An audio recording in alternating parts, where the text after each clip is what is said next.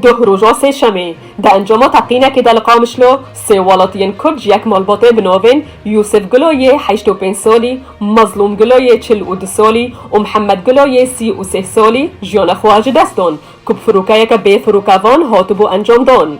جعالی خواه ریوبری خواه سرد داخیانی یک نویسکیده او تقینا که فروکه یک به فروکوان هاتبو انجام دان به تندی شرمزار کرد.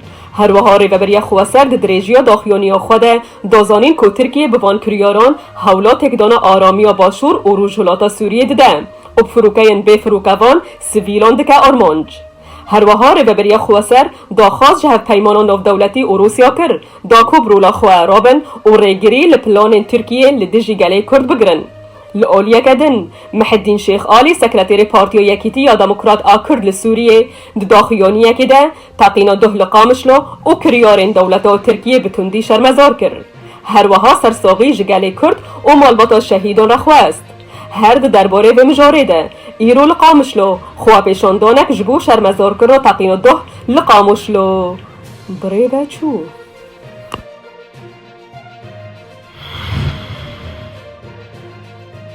گرتن و رواندن ولاتیان جعالی ملیسین داگرکری ترکیه و لعفرینا روژ آوای کردستانی بردوامن. لگور عفرین پاست روژا دشما بوری ملیسین الشرطه العسکریه جوان کرد مصطفى عدنان شیخ صادق ایش گنده ماراته به تهمت دانستاندن بره و بری خواسر آبره را گرتن. لعالیه کیدن الگور همانجه داره ملیسین داگرکری ترکیه ده دیروکای یکی 11 ده 2021 ده لبابه جوانه بناوه کاوا شمس الدین محمد 28 سالی جگنده حج حسنا یگریدای باجارو که جندریسه گرتن و بجهکی ندیار و برن تزانین کوکاوا شمس الدین جناب چای و شهبه ده چوی و عفرینه. هر وها ده 29 مهابوری ده جی دستلات داگرکری ترکیه دوالاتین کرج گنده مارات او کافرجنه به تهمتا خزمتا ارکه خواه پاراستنه یا روبریا خواه سر العفرینه گرتن. او لروژا دی مهابوری دستلات داگرکری ترکیه سه والاتی لباجارو که جندرسه که یک جوان جن بو به تهمتا دانستاندن بره روبریا خواه سر را گرتن او تانها تزانیاری لسروان تونانه.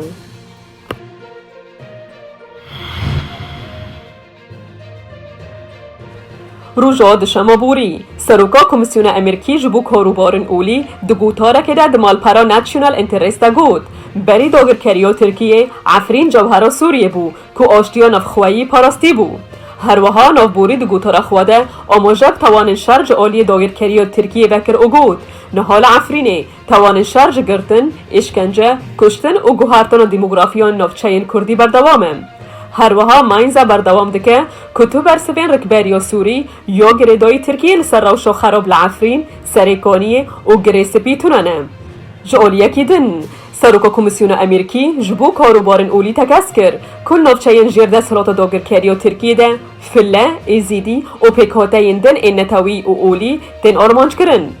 ده همان گوتاره ده ندین ماینزا روشا نافچهین جرده سلاتا داگرکری ترکیه و ریوبری خواسر لباکور و روژلاتا سوریه براورد کرد و از مونا ریوبری خواسر جبو پاراستن آزادین اولی بباشین رخاند کوچا و ریوبری خواسر شانس بشداریا یکسان جهمی پیکاتین اولی و نتوی ده پارزم.